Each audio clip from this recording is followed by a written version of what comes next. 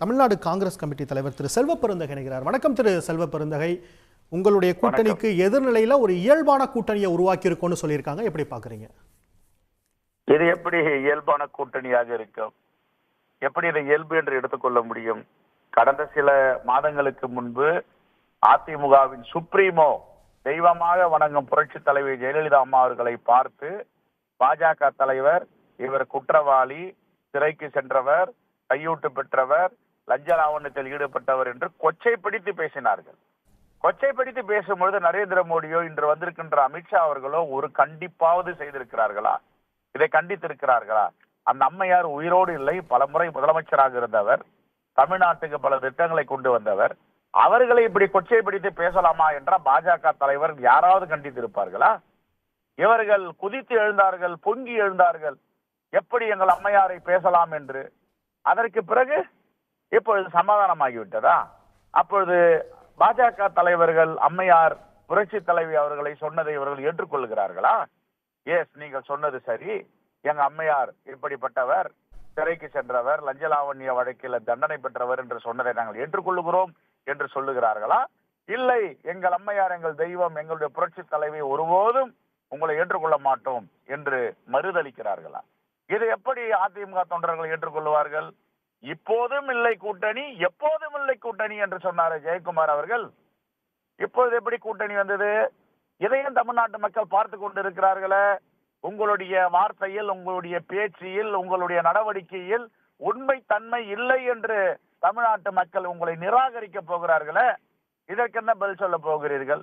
சரி, இதை விட்டு விடுங்கள், அது உங்களுடைய கட்சி பிரச்சனை. தமிழ்நாட்டு நலனுக்கு எதிராக பாஜக தொடர்ந்து செயல்பட்டு கொண்டிருக்கிறது. மும்மொழி கொள்கையை திணிப்போம் என்று சொல்லுகிறது. இன்னொரு பக்கம் மறுசீரமைப்பில் தொகுதியை குறைப்போம் என்று அச்சுறுத்தி கொண்டிருக்கிறது. இன்னொரு பக்கம் அடுத்த தலைமுறையை உருவாக்குகின்ற பள்ளி கல்வித்துறைக்கு 2350 கோடி ரூபாய் தர மறுதளிக்கிறது. மறுதளித்தாலும் பரவாயில்லை, இந்த நிதியை வேறு மாநிலத்துக்கு எடுத்து கொடுத்து விட்டோம் என்று சொல்லுகிறார்கள். பேரிடர் நிதி தொடர்ந்து தமிழ்நாடு புறக்கணிக்கப்படுகிறது. ஜிஎஸ்டி உரிமை தொகை தொடர்ந்து புறக்கணிக்கப்படுகிறது, கொடுக்க மறுதளிக்கிறார்கள்.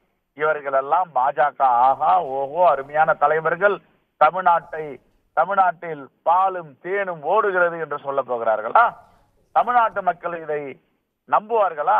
தமிழ்நாட்டு மக்கள் அவ்வளவு விவரம் இல்லாதவர்களா? உங்களுடைய உறவு என்ன உறவு என்பதை தமிழ்நாட்டு மக்கள் புரிந்து வைத்திருக்கிறார்கள். ஆகவே இந்த கூட்டணி என்பது நிராகரிக்கப்பட்ட கூட்டணி. அதிமுக தொண்டர்களும் தோழர்களும் எப்படி வாக்கு கேட்பார்கள் பிஜேபிக்கு?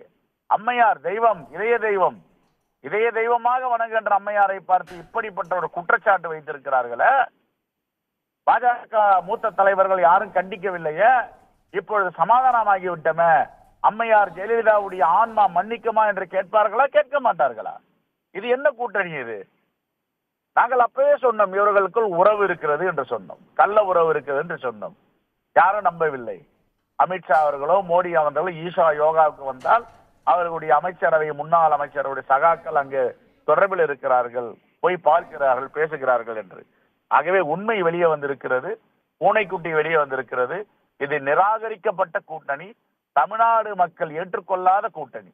ஆகவே இந்தியா கூட்டணிக்கு மீண்டும் ஒரு நற்சான்றிதழை வழங்குவதற்கு நம்முடைய தமிழ்நாட்டு மக்கள் காத்துக் கொண்டிருக்கிறார்கள். ஆகவே இதை ஏற்றுக்கொள்ள மாட்டார்கள். நன்றி.